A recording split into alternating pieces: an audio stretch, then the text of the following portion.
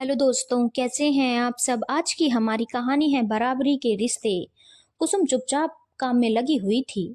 जल्दी से काम खत्म कर उसे अपने मायके रवाना होना था, पर दिमाग में 10 बातें चल रही थी।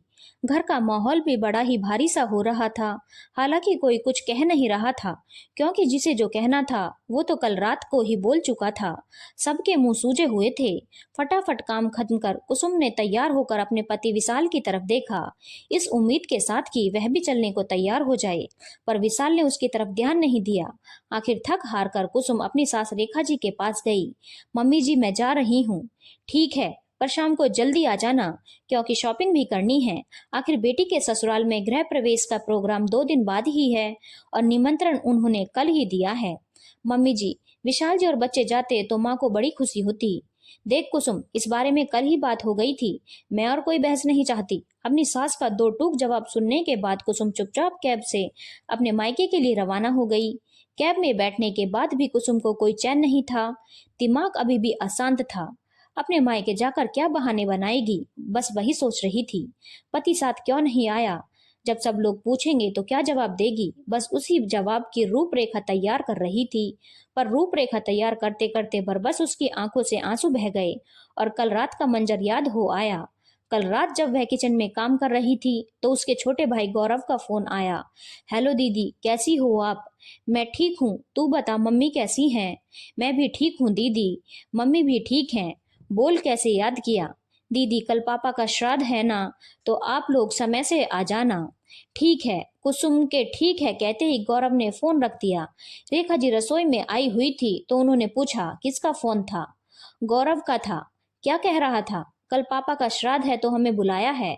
वहां तो रेखा जी ने कुछ नहीं कहा और चुपचाप बाहर आ गई। लेकिन पता नहीं बाहर आने के बाद विशाल से क्या बात हुई, जो विशाल ने कुसुम के साथ मायके जाने से मना कर दिया।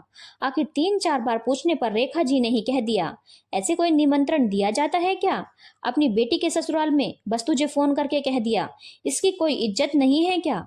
इसे तो एक बार भी टोका तक नहीं। पर मम्मी जी, गौरव तो अभी छोटा है, 11th स्टैंडर्ड में पढ़ रहा है। उसे इन सब चीजों की कोई समझ नहीं है। और वैसे भी पापा का श्राद्ध ही तो था। अरे गौरव तो छोटा है, पर तेरी माँ तो बड़ी है। क्या उन्हें रिश्तेदारी की समझ नहीं? वह नहीं कह सकती थी? देखो कुसुम, सम्मान दोगे तो ही सम्मान मिलेगा। तुम्हें जाना है तो तुम जाओ, हम तुम्हें नहीं रोक रहे, लेकिन मैं नहीं जाऊंगा और ना ही बच्चे जाएंगे। विशाल ने दो टूक बात की और बात वहीं खत्म कर दी। कुसुम की आंखों में आंसू आ गए। अभी 8 महीने पहले ही तो पापा की कोरोना से मौत हुई है। अभी तो महीने के श्राद्ध ही निकल रहे हैं। मम्मी, मैं इतनी हिम्मत नहीं है, पर पता नहीं क्यों अपने बेटे के लिए शायद इतनी हिम्मत आ गई कि वह फिर से उठकर खड़ी होने की कोशिश कर रही है। आखिर घर में भाई और मम्मी अकेले बचे हैं। हर बार मम्मी ही तो निमंत्रण दे रही थी, तब तो ये लोग जा रहे थे। अब मम्मी की तबीयत ठीक नहीं थी तो भाई ने अपनी समझ के अनुसार निमंत्रण दे दिया। और ये लोग हैं कि उस औरत की हिम्मत को देखने की जगह छोटी छोटी बातों में मुंह फुलाकर बैठ जाते हैं। मैं अपनी मम्मी को कभी नहीं कहूंगी कि यह लोग ऐसी छोटी छोटी बातों पर मुंह फुलाकर बैठ रहे हैं। इससे अच्छा मैं खुद ही इसका सामना करूंगी। कुसुम ने मन ही मन निर्णय लिया, अपने आंसू पोछे और एक विश्वास के साथ माँ के घर की तरफ रवाना हो गई।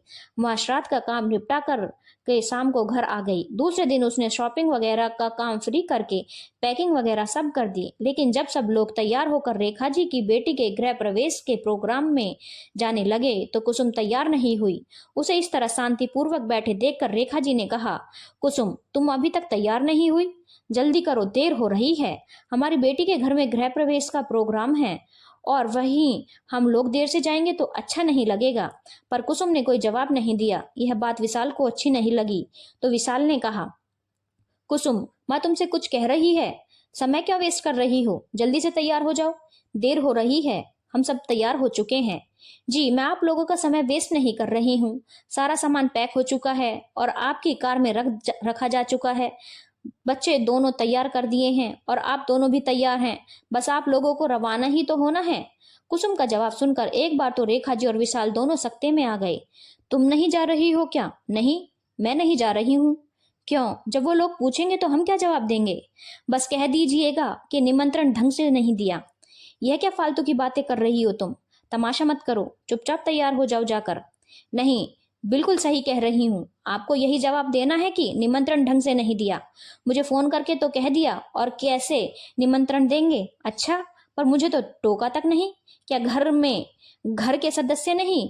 मेरी इज्जत नहीं? तुम क्या इस घर से अलग हो? जब मुझे कह दिया कि सब लोगों को आना है तो मतलब सब लोगों को आना है। तुम भी उन्हीं सब में शामिल हो।